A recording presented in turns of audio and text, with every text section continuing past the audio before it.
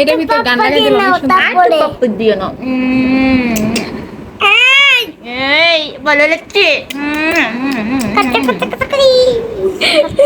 আসসালামু আলাইকুম everyone, welcome to my daily blog. So আমি আমার বান্ধবী ও তার ছেলের সাথে কোথায় কোথায় ঘুরলাম, কি কি করলাম সবই থাকছে আজকের ব্লগে। সো আমি প্রথমেই বাসা থেকে বের হয়ে গিয়েছিলাম, আমি আমার ক্যাম্পাসের উদ্দেশ্যে রওনা দিচ্ছিলাম। এরপর আমি ঢাকা ভার্সিটির স্টেশনে এসে নামলাম মেট্রো রেল দিয়ে।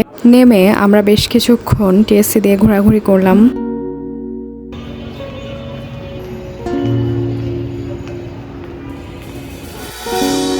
তো আমরা মূলত যে কাজটা করতে এসেছিলাম সেটা শেষ হয়ে যাওয়ার পর এখানে বসে আড্ডা দিচ্ছিলাম আর কিছু ফটোশ্যুট করছিলাম। তো এরপর আমরা এরকম সুন্দর একটা পানির ঝর্ণার মতো দেখতে পাই।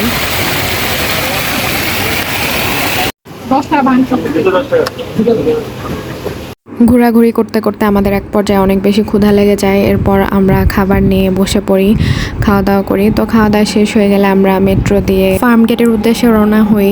মূলত আমার বান্ধবীর বাসা ফার্ম গেটে, আর আজকে আমি ওর বাসায় বেড়াতে গিয়েছিলাম। আমাকে বাসায় নেওয়ার আগে প্রথমে আসলে ওর যে কোচিং, সেই কোচিং সেন্টারটি দেখার জন্য নিয়ে গিয়েছিল। তো আমি ওর সাথে সাথে যাই। তো এই যে দেখো আমরা হাঁটছিলাম।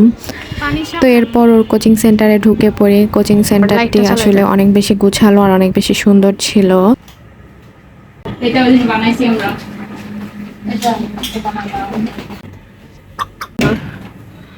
এটা নিশ্চয়ই স্টুডেন্টরা দিছে, তাই না? সব মাহাদিদের বাচ্চাটা ওই দেখ পেছনে মাহাদি স্টুডেন্টদের সাথে সব ছবি, তাই না?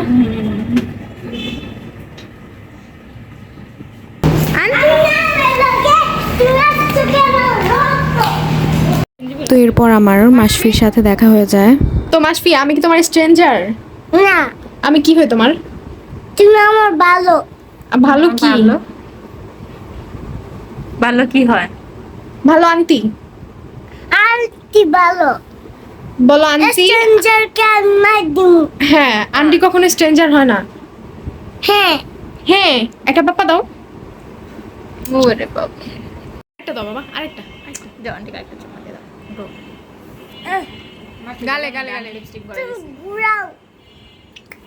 ওরে বাবা। তো মাসফিকে মাদ্রাসা থেকে পিক করে আমি আমার ফ্রেন্ডের বাসায় বেশ কিছুক্ষণ ছিলাম এবং আসার সময় আমরা আবারও খেতে চলে যাই। তারপর আমরা তিনজন একসাথে বসে আড্ডা দিচ্ছিলাম আর খাবার খাচ্ছিলাম আর ফটোশ্যুট করছিলাম।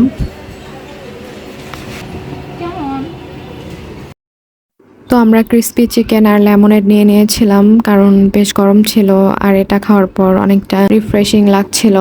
তো যে দিনগুলোতে আমি আমার বেস্ট ফ্রেন্ডের সাথে কাটাই, সেই প্রত্যেকটা দিনই আসলে অনেক সুন্দর কাটে। আমরা অনেক আড্ডা দিই, গল্প করি, হাসাহাসি করি, এরপর বাসায় চলে যাই। কিন্তু সবসময় আসলে ওর সাথে আমার দেখা করা সম্ভব হয় না, কারণ আমাদের বাসার দূরত্বটা অনেক।